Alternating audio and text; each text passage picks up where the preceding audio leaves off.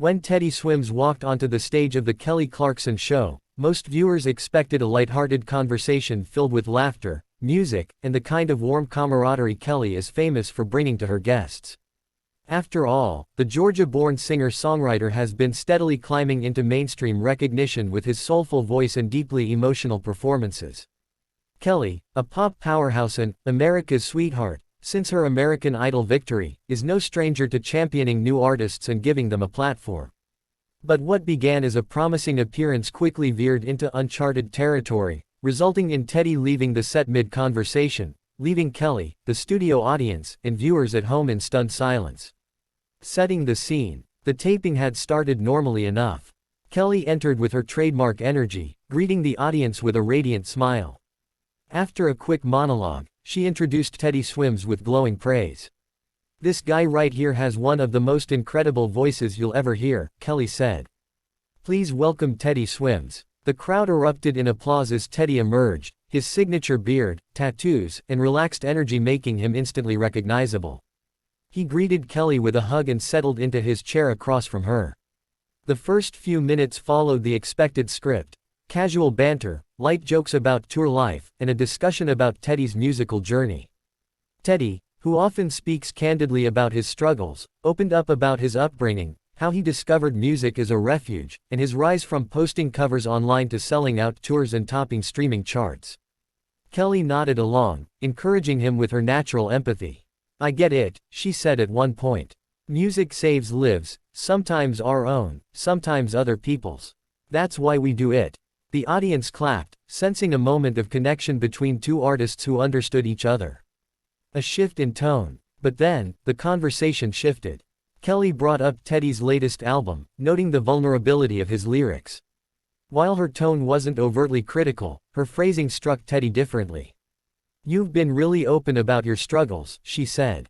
"Some people have even said your songs feel almost too personal, like you're airing things that maybe listeners can't always connect with. What do you say to that?" To many, it might have sounded like a standard talk show question, but Teddy stiffened. He adjusted in his chair, his expression tightening. "Well," he began, "I don't really believe in too personal. Music is my therapy. If I start watering it down to make it palatable for everyone, then it's not real anymore." Kelly nodded, but instead of moving on, she pressed further. "I get that," she said, "but sometimes being relatable is part of being an artist. If your songs get so specific that people can't see themselves in them, doesn't that limit the impact?" The audience laughed nervously, perhaps sensing tension, perhaps thinking it was playful debate. But Teddy didn't smile. Teddy pushes back. "I don't sing to be relatable," Teddy said, his voice steady but sharp. "I sing to be honest. If somebody out there relates to it, that's beautiful. If not, that's okay. I don't think art has to check boxes for mass appeal. I'd rather sing the truth and have 10 people feel it deeply than water it down for 1,000,000.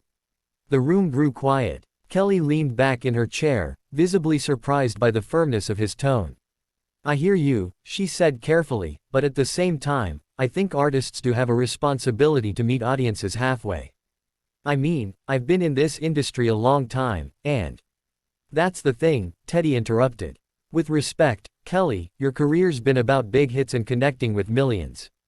That's amazing. But that's your lane. My lane's different. I'm not here to chase radio. I'm here to tell the truth about my life, even if it's messy." The audience gasped softly at the interruption. Kelly blinked, her smile faltering for the first time.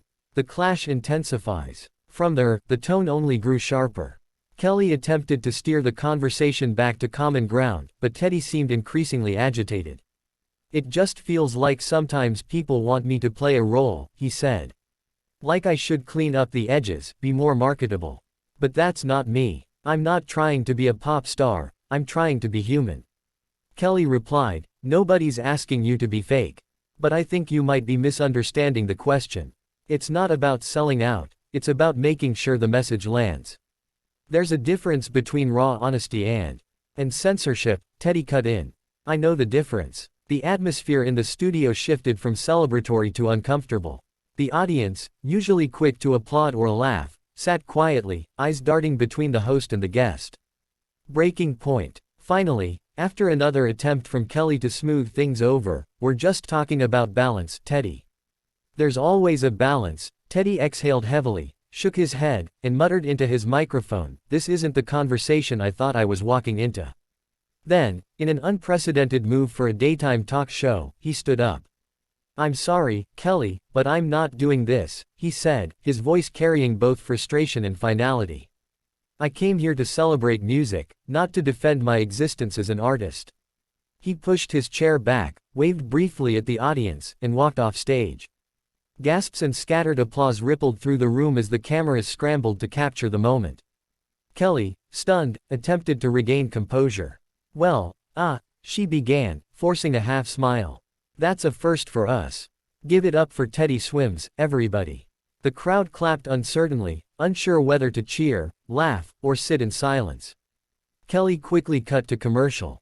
Aftermath of Part 1. Backstage, reports later suggested that producers rushed to calm Teddy down while Kelly remained on set, visibly shaken but professional.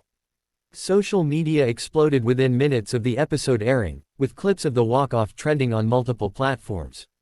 Fans debated furiously. Was Teddy justified in defending his artistry, or was Kelly simply doing her job as a talk show host? For many, the clash highlighted a larger conversation about authenticity versus accessibility in the music industry.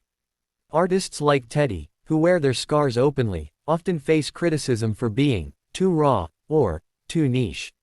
Meanwhile, established stars like Kelly embody the polished, widely accessible side of the business.